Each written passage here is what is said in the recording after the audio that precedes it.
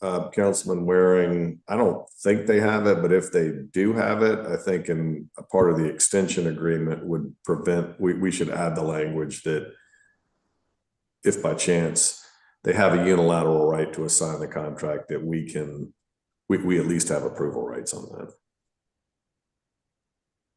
Agree. And I will confirm that. And if we don't, if that provision is not in there, we can definitely discuss having that added. Let's just have it added. Yes, sir. Sorry, I meant tell them, them we need to have it added. I apologize. All right.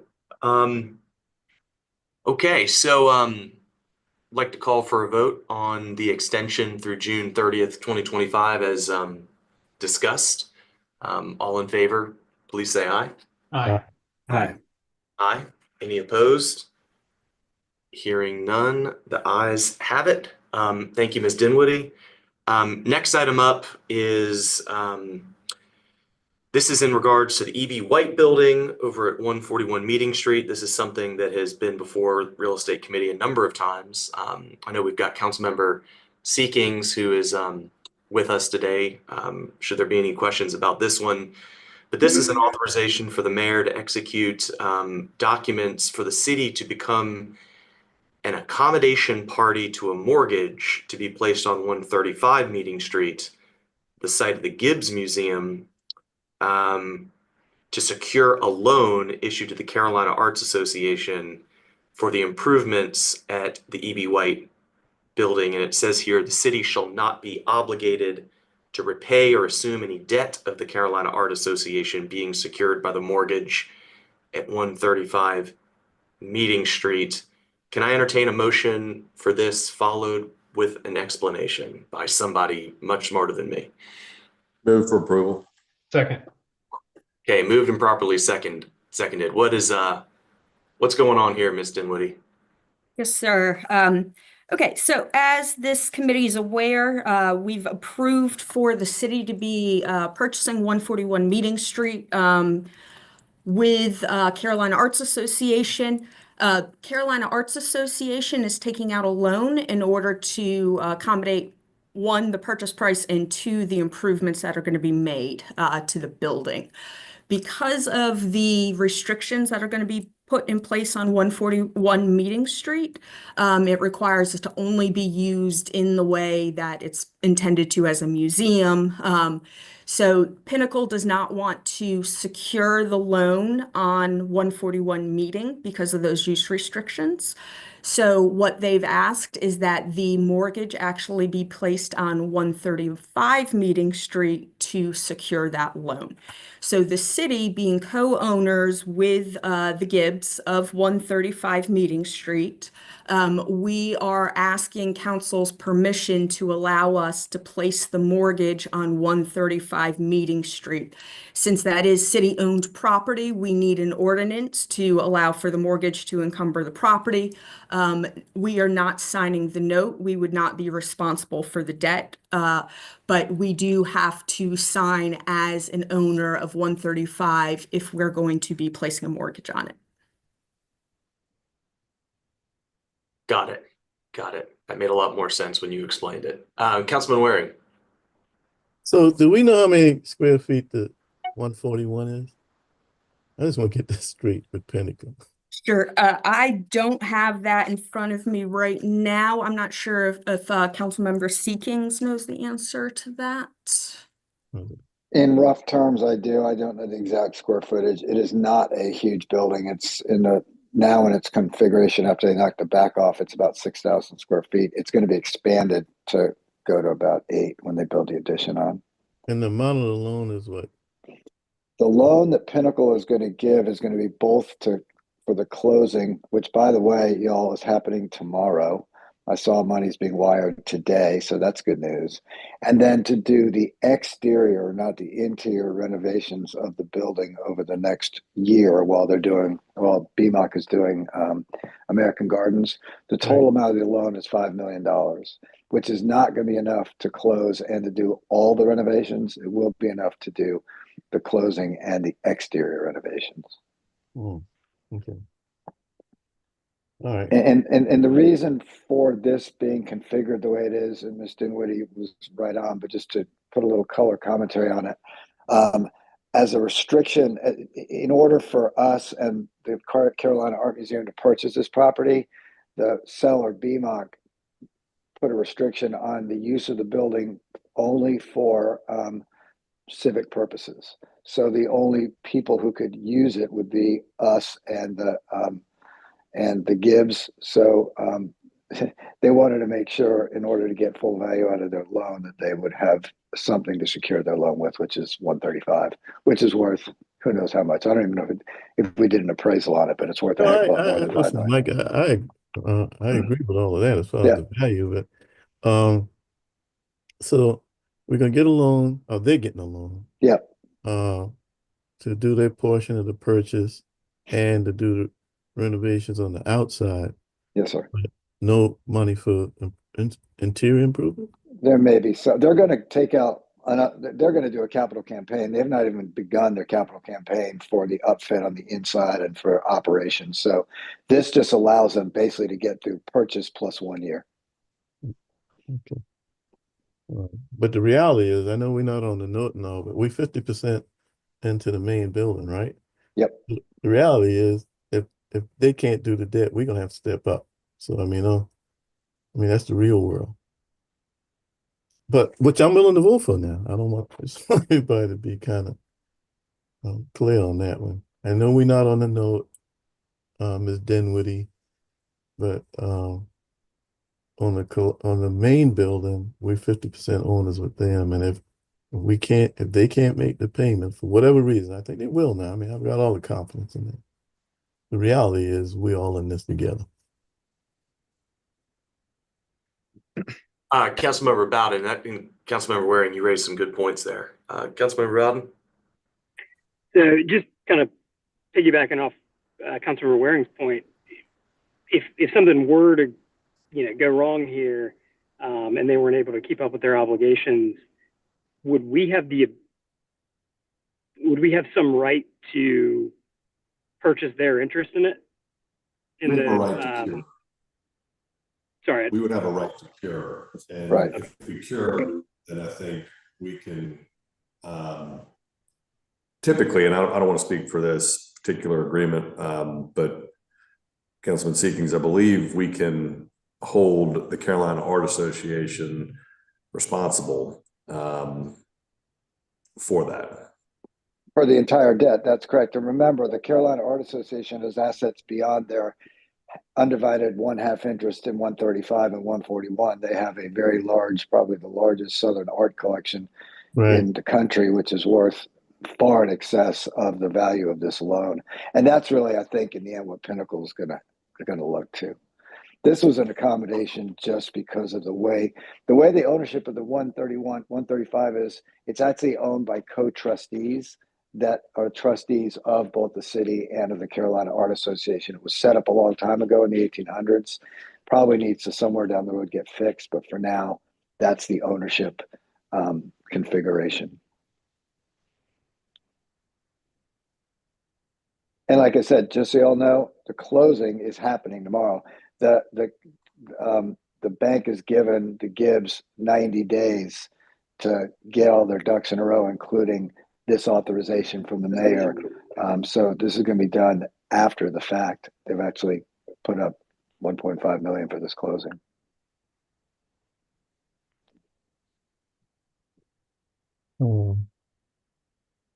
Very interesting. Well, Pinnacle Bank is a great partner, the cities, and good local bank. I think a lot of things would have to go wrong before they foreclosed on the Gibbs. So I agree. That's like we're closing on A the lot. that would be that'd be rough. I think we'd all pull it out of the ditch by then. But this all makes sense. And Councilmember Seekings, thanks for all your help in Sure. putting this deal together, as well as the city, of course, and everybody at the Gibbs. Any other comments or Mr. questions? Chairman, let me ask a question. This could be the mayor or even Councilman Seekings, but in doing this loan without monies to finish the interior, I understand they're going to do a capital campaign, but if they have to go back to get another loan,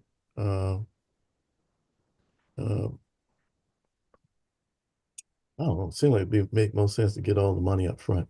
But anyway, Well, there's Well, also, if I may- Councilmember, there's tax credits involved. There's a whole lot of other sources of money other than just straight cash out of this loan that process will begin once title is transferred.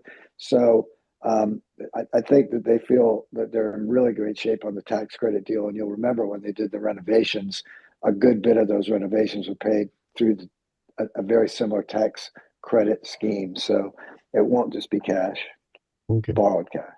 I hear you. Okay. I'm good. Thank you. Right. Any further comments or questions from the committee? It's a good discussion on this one. All in favor, please say aye. Aye. Aye. Any opposed?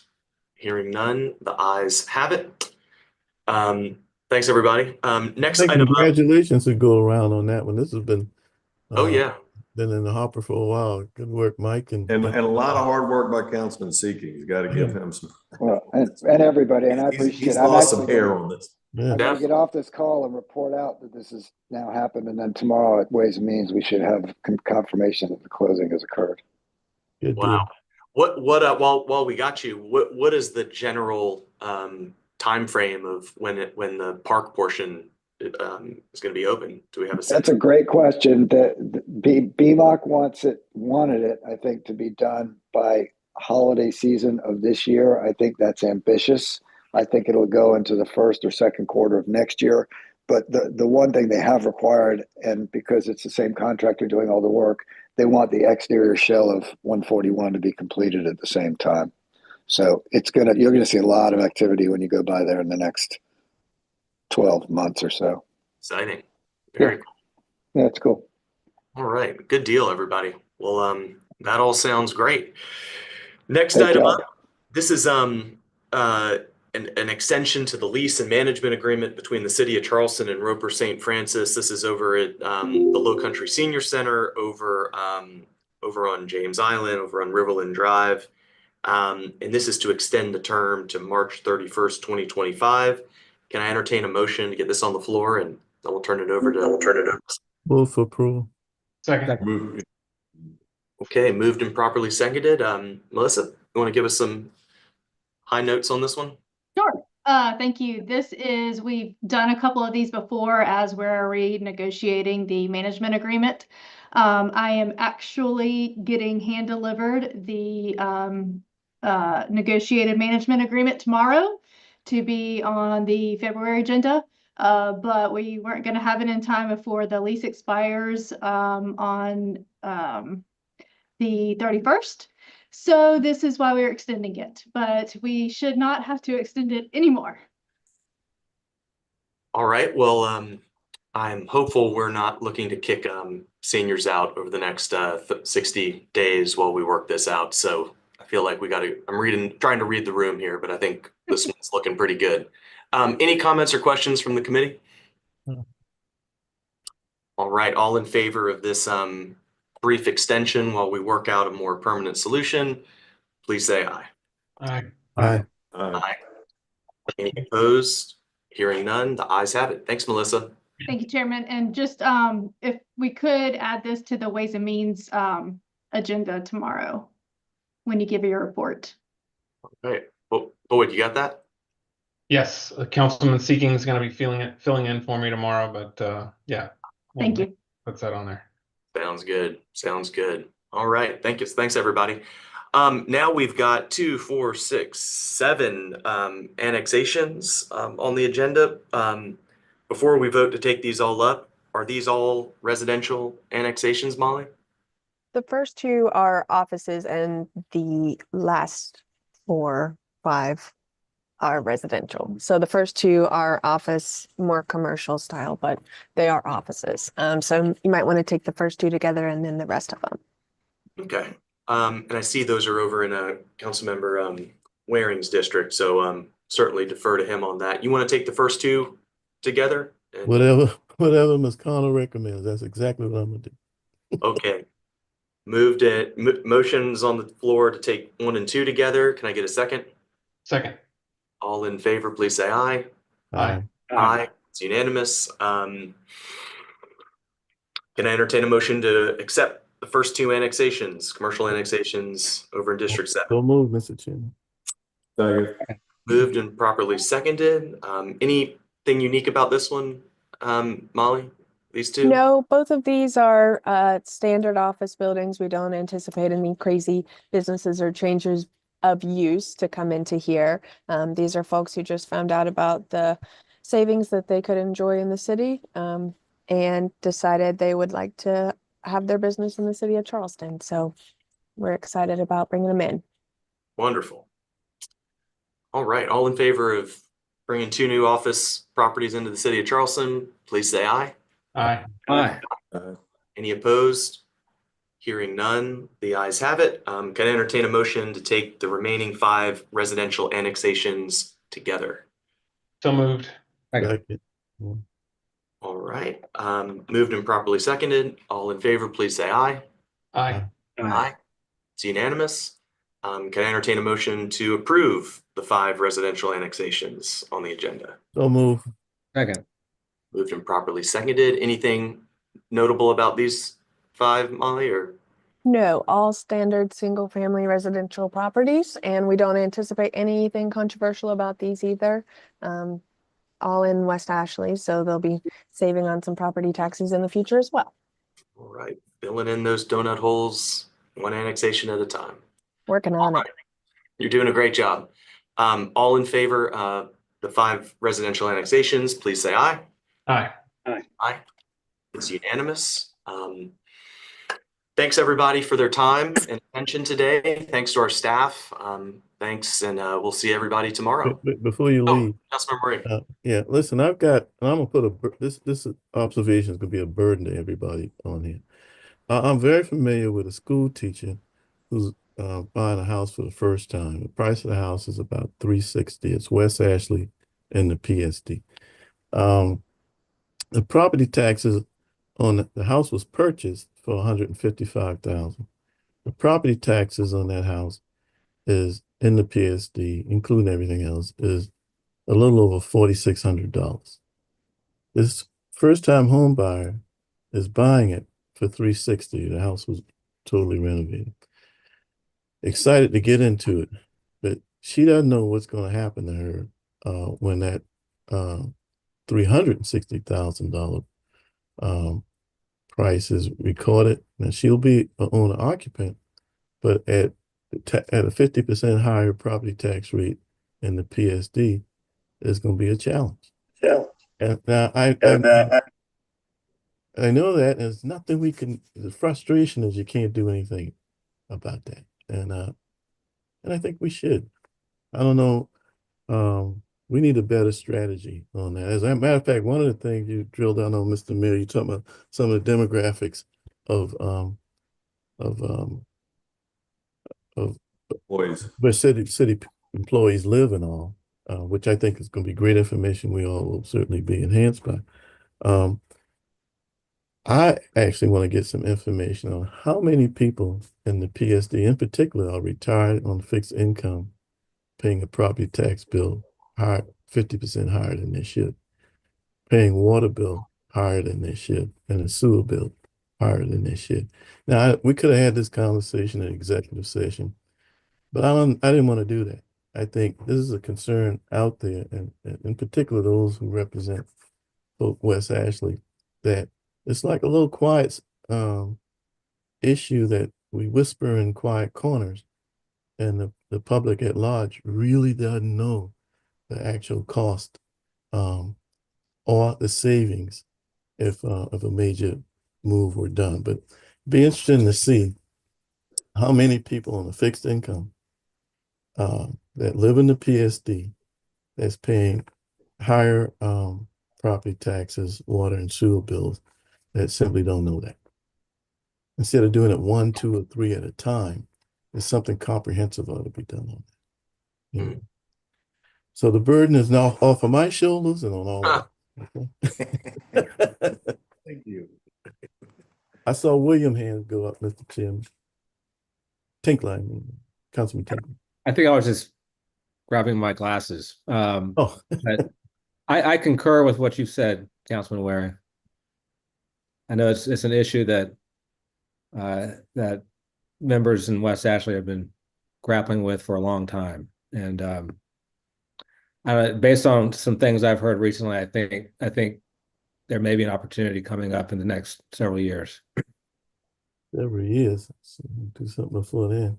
It's been a conversation that's been going on, Mr. Mayor, prior to obviously your election, and I know we've had conversations on it as well. Councilman Tinkler and I have, and Shealy and all have talked about it. But listen, it's one thing if the people knew and they chose to remain where they are. It's another thing for them to not know and know they're not being informed about it. You're not being informed about it by the entity they're in, and they're not being informed about it by the neighbors that know, which are us. Yeah. That's the part that I feel. And, Go ahead. And I think the perception out there is that the average person on the street thinks you move it into the city of Charleston, annex in, your taxes are going to be higher. I mean, I think Exactly that's right. the perception that's out there, and maybe there was a time when that was the case. There But was a time. It was. I lived in the PSD. Okay, I grew up in the certainly. PSD, and there was a time when property taxes were less in the PSD, but that crossover took place about 10 years ago. Yeah. And if you're not somebody that really gets into the weeds on this stuff, you can inadvertently not be making the best decision for your financial interests. So I think it would be hard to target communications to people on a fixed income, because I don't know how you'd be able to identify people on a fixed income necessarily, but I don't see any reason why we couldn't just identify everybody in the donut hole and come up with some methodology where we could just very clearly, proactively communicate the cost benefits based on their unique situation. And just I think in fairness, what we should do just publicly is make it public and do it in a very simple way. And it would be good for, I mean, you can try and target just individuals in the PSD, but why not just tell everybody, spread it out there, put it in our newsletter, and educate people. I mean, people just need to be able to make informed decisions, to your point, and we're going to do our part to give them the data to make an informed decision, and it's their decision to make. And we'll work with Molly's office just to make sure that we do it in a fully transparent and informational way, and let people make their call. Agreed. That's an action step worth taking. Good idea. Good idea, Councilman Waring. All right. Anything else for the good of the order before we break? If I get Ms. Connor to give me a call after the meeting, I'd be appreciative. Yes, sir. Will do. Right. We're already getting to work. I like it. Hustle. I like it. All right, everybody. Thank you all, and we'll see everybody later.